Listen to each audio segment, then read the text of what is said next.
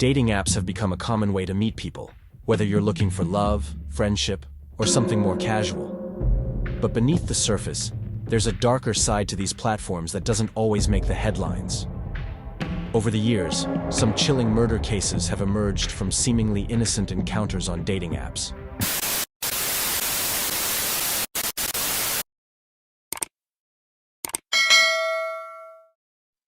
Just 9 days after celebrating his 24th birthday, Jason Brockbanks' life was tragically cut short. A student at Northumbria University in Newcastle, Jason was originally from Whitehaven. He was fit, healthy, and had his whole future ahead of him. His parents described him as a loving, kind, gentle soul who avoided conflict and despised violence. With a huge heart and an infectious passion for life, he was a talented young man with big dreams. 2022. Jason was in his final year of university when he crossed paths with Aaron Ray in June. Aaron Ray was 21 years old from Sunderland. His past, however, was far from clean. Back in January 2020, at just 18 years old, Aaron was handed a suspended 12-week prison sentence after a disturbing incident in which he brutally stabbed and killed his family's pet cockatiel. When confronted by police, he coldly remarked, "It's just a bird. It's not a crime." As part of his sentence, he was banned from owning any pet animals for 15 years. Before meeting Jason, Aaron had two former partners, Jonathan Stocco and Jay Wills Fascia, both of whom came forward with chilling accounts of his behavior. They described him as becoming increasingly disconnected, obsessively possessive, and violent when under the influence of alcohol. He had a reputation in the Sunderland LGBTQ community for his aggressive, drunken outbursts and would often make threats to kill. Jay felt so threatened that he sought a non-molestation injunction against Aaron, while Jonathan, though not calling him violent, described Aaron as an alcoholic with a destructive habit, drinking a bottle of gin a night. Both exes revealed a disturbing pattern. Aaron would monitor their phones while they slept, checking for signs of cheating. 23rd September 2022. By this point, Jason and Aaron had been seeing each other for a few months.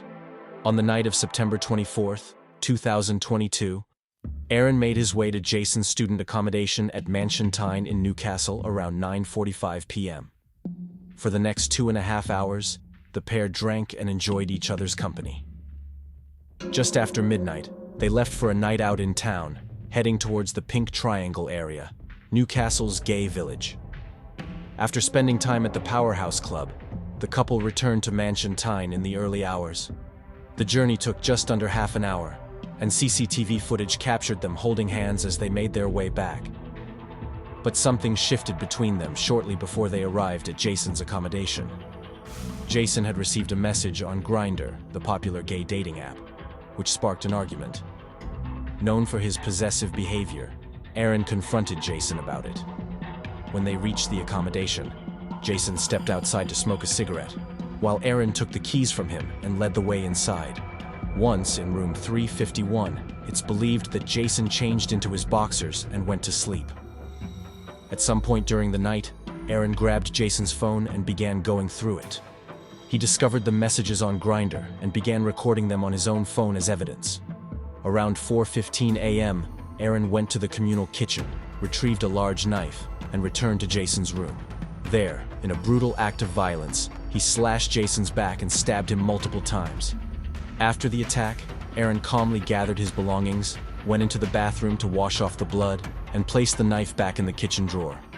He then took a taxi back to Sunderland, arriving at his parents' home by 5 a.m.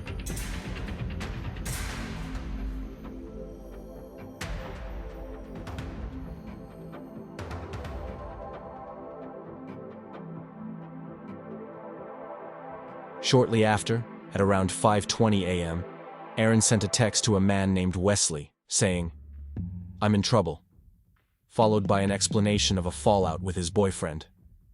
Meanwhile, back at Mansion Tyne, Jason was left bleeding out, his duvet soaked with blood. He tried to stand, but collapsed onto the floor. Struggling to move, he made it to the bathroom, where he eventually fell into the shower cubicle and later died from his injuries. It was reported that had Jason received help sooner, he likely would have survived. 27th September 2022. Jason's parents grew increasingly concerned after not hearing from him. They reached out to the accommodations manager at Mansion Tyne, asking them to check on their son, fearing something was wrong. 2 days later, on September 29th, 2022, Aaron Ray was arrested. The day before his arrest, Aaron had searched the phrase, "Can schizophrenics be murderers?" a sign that he may have been grappling with the guilt of killing Jason. However, doctors had already ruled out any claims of schizophrenia. Aaron, it's the police. Come down.